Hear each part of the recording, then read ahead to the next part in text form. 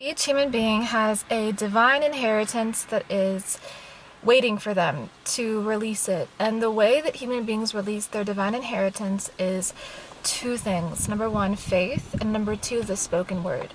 So it is only through faith, and the wind is agreeing with me, it is only through faith in the spoken word that one can release their wealth. So what does this mean?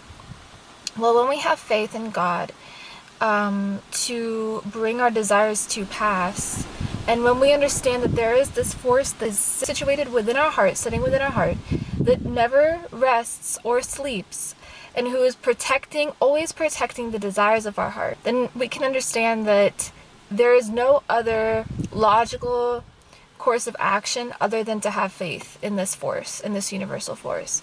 So we have faith because it is the most logical course of action. Animals do not worry. They don't worry. They don't have anxiety if tomorrow they're going to have their next meal, right? But human beings tend to think and worry. Jehoshaphat would clash his cymbals together to avoid hearing himself think, because he did not want to allow race thoughts, negative thoughts, to enter into his mind and to stay there and to fester there, because he knew that it builds out his reality. So when we can avoid thinking uselessly, and when we can instead feel thoughts of trust, thoughts of faith, that our divine inheritance, our heart's desires, our purest joys are being protected at all times and given to us at all times, then we can access them, you see? But if we're not on similar vibrations as faith and trust, how can we enjoy all of the blessings that are constantly being distributed to us every moment of every day? It's not just sometimes, it is every moment of every day. And secondly, the spoken word is the other ingredient required to release your blessing. So when we use a spoken word to praise rather than condemn our circumstances, we actually see how our word is our wand, and we allow for it to create. So I'll give you an example. There was a woman who was constantly complaining. She was constantly complaining about everything in her life, everyone in her life. So because of this constant complaint, she was only able to see more of the same thing. She was only able to see more negativity in her relationships, negativity in people. People are this, people are that. And her story went the same way. She developed a gout. She developed health issues, chronic health issues. Why? Because anxiety, negativity, anger, depression, these things shock the nervous system and they pull down the cells of the body. They don't allow for ample rejuvenation to be present. In fact, someone who is excited about life, focused on the creation of something, focused on how God is working and seeing how God is working and allowing themselves to be used by God and to create, right? Based off of God's desires, and not limiting God by limiting himself, this person remains ever vitalized, ever rejuvenated. They look youthful, they feel youthful, they are healthy, the cells of their body are regenerating optimally, not just optimally, but at high rates, at fast rates, because their electricity is up, their frequency is up, their frequency is high. So the stark contrast between these two characters shows you the secret to youth, to creation, to health, to happiness. Happiness is earned. We don't just get happiness when we buy material things or get into that relationship or get married, we don't just get happy with these things. Happiness is earned. It is earned through careful control of the self, careful control of the mind, and careful control of the senses. It is earned through faith and through the spoken word. That is how happiness is earned.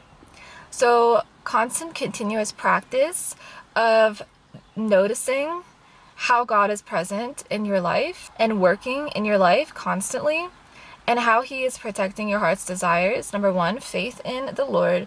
Number two, using the spoken word to not limit God by limiting yourself, remember that, but to praise, to uplift, and to continuously notice God's workings in your affairs. This will allow for you to become an absolute powerhouse, to be able to harness divine wisdom and weave it in your life, bring it into your life, to make wise decisions, to surround yourself with wise people as well, to be a student of life, constantly learning, and to basically harness his desires and make them your priority. And you'll see how when you work for God, when you do what God wants you to do, your life becomes ever so blessed. Like, seriously, because you're not acting off of your desires, which are ultimately could be faulty, could get you into trouble, could be rooted in the flesh, like could have karmic repercussions, could keep you stuck in karmic loops and karmic cycles. No, you are working and acting off of his desires, divine desire, which keeps you in optimal states of consciousness, thereby reflecting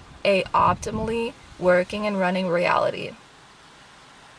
Okay, so this is this is literally how to remain spiritually wealthy, which precedes all other wealth, right? When we give, giving always precedes receiving as well. So when we give from the heart, when we give, seeing God in everybody, when we give with God in mind, when we work for him and give for him from him, that what we receive becomes 100x. You know, it's like not just material things that we receive spiritual wealth, we receive lasting things. What in this material plane lasts? Tell me down below. Is there anything in this material world that actually lasts and stays? Or is everything temporary? Do things die? Do we eventually shed the body and move on to a different state of being? Right? So spiritual wealth, the wealth that lasts, is arguably much more important than material wealth. And spiritual wealth can actually create material wealth in droves. That's why when you work from the spirit, and you don't work for material gain, or like from matter, or like from logic, or from, you know, A will give me B, like when you stop thinking that way, you stop thinking logically and you start thinking the way God thinks, and you start working for God, then you anchor into the infinite. You don't stay in the temporary. You don't stay in the cause effect. You are not under karmic law. You are under divine law. Provided that, of course, you are under divine law. Meaning, you have done the work to forgive yourself and others, honestly. You have done the work to cleanse yourself of your addictions, bad habits, negative thinking. And you've done this over a period of time. But of course, the only time that really matters is right now. So you just repeatedly, now and now and now and now, remain in that state of forgiving self and others. Remain in that state of praising God, seeing positivity, seeing God everywhere. Remain in that state of abundance, true abundance. Okay, so I hope this video was helpful. Thank you so much for watching. I love you guys very much. The inner work that we do is the most important work that we can ever and will ever do across lifetimes. Remember that. I hope you guys took something from this video. If you did, let me know what it was down below. Subscribe for more, and I will talk to you in the next one. Peace.